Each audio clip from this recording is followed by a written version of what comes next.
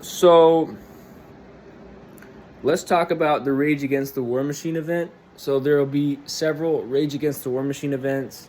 Um, and we're going to talk about some of the unsavory characters and organizations involved at the one in DC.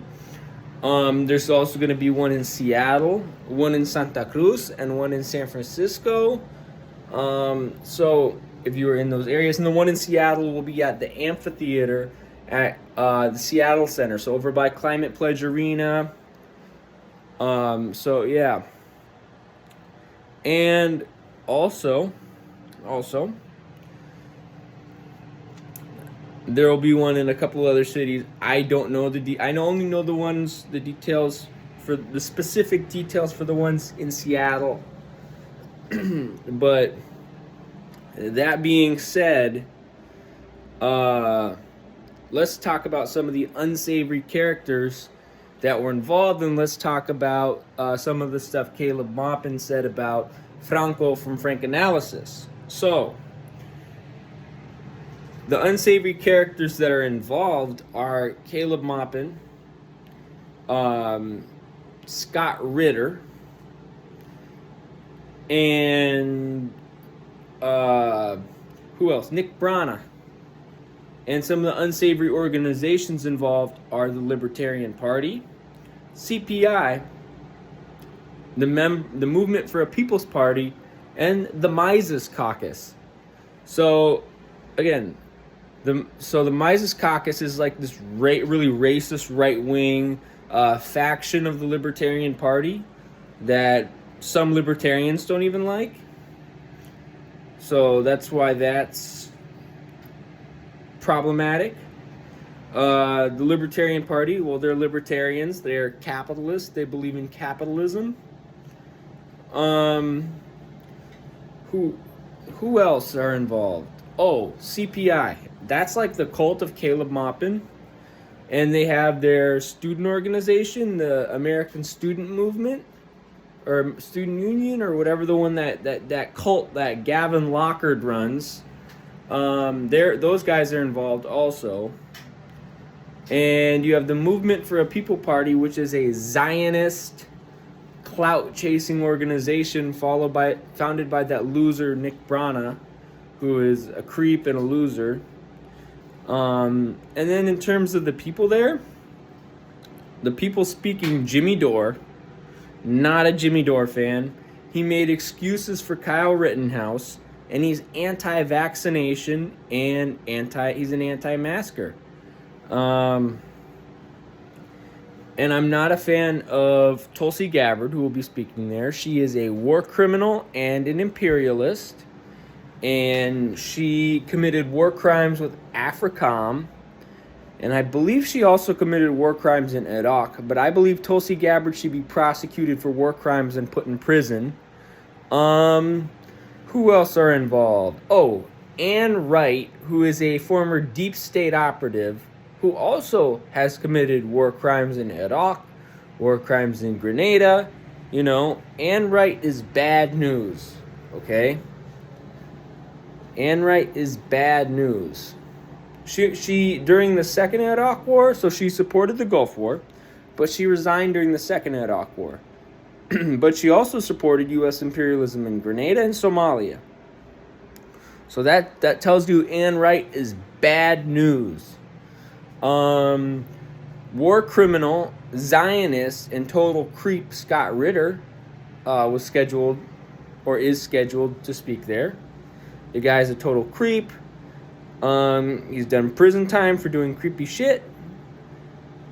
You know, he got exposed Chris Hansen style for doing some really creepy stuff. So, and the fact that he's speaking there tells you everything we need to know about that event.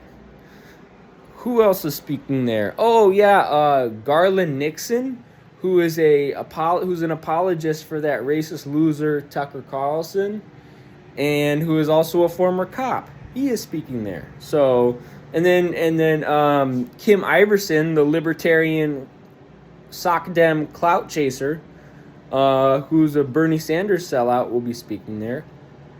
I know Medea Benjamin, who's a Zionist imperialist grifter, who got arrested for vandalizing the Libyan embassy in D.C., was scheduled to speak there, but I believe she and Code Pink, who are, again, liberal Zionist grifters, are now scheduled to speak with the Answer Coalition.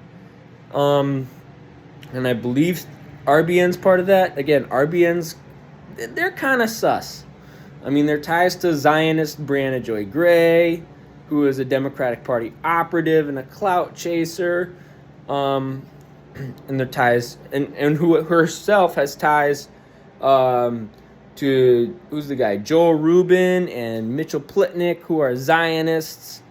That's kind of sus in itself. So yeah. So the fact that these people are, and Tara Reid. Tara Reid she's now become a sellout. And this is the person who was assaulted by Biden. She is a huge sycophant for Caleb Maupin. And she also works for Kim Iverson. So make of that what you want. For me, that indicates that Tara Reid while she has suffered a lot, she has suffered hella traumatic stuff regarding the situation with Joe Biden. You know, she survived being assaulted by Joe Biden. But now she is kind of sold out to the Center for Political Innovation. And now she's making excuses for Caleb Maupin. And that's not good. So that is the who's who of who is going to be at the Rage Against the War Machine Valley. Now, as for what Caleb said about Franco in a video, here's my response to that. Caleb is a creepy ginger clown. Caleb Maupin is a creepy ginger clown. And again, you know, and we all know that he tried to build a cult that was based around himself. He exploited people in his organization, and people in his organization had to dumpster dive for food. One of them resorted to tricking on the street. One of them now is panhandling online. Yeah, not a good situation for some of the members in his organization. And so also the sycophants that surround Caleb Maupin, like Don Quarter, Donald the Duck Quarter, Lily Goldklang, who was a labor Zionist, you know, and the guy Rubenstein or whatever his name is. He seems like an unsavory character too. But those guys are unsavory people, and you know, we need to have more anti-war rallies and anti-imperialist rallies, but this ain't it. The whole Rage Against the War Machine with the libertarians, the Mises Caucus, literal war criminals, literal creeps like Nick Brana, Caleb Maupin, Scott Ritter. Oh, and the fact that chauvinist douchebag, who is a chauvinist clout chaser from Orange County, Jackson Hinkle the Stinkle. I call him Hinkle the Stinkle because he's a racist clout chaser, who is literally friends with Tucker Carlson, who is a racist sellout, not sellout, but he's a racist imperialist with a boarding school education. That's what Tucker Carlson is. The fact that the fact that Jackson Hinkle the Stinkle is on the list of speakers shows you that it's a fake anti-war rally, and that you're better served at, finding something else that is anti-war. You know what I mean? And the Answer Coalition, they're not anti-war either, because they have those liberal imperialists and liberal Zionists from Code Pink speaking there. So, because Code Pink is there, and because Medea Benjamin was arrested for vandalizing the Libyan embassy in D.C., That tells you what you need to know about Code Pink. Oh, and Medea Benjamin supported Arab Spring. Ariel Gold, liberal Zionist, tried to undermine the cultural and academic boycott of the Zionist entity by going to Hebrew University. Okay? Ariel Gold has ties to Code Pink.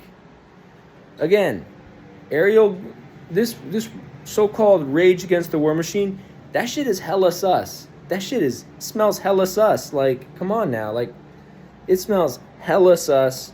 And again, I oppose it. I will not be going to Rage Against the War Machine. And yeah, so there you go.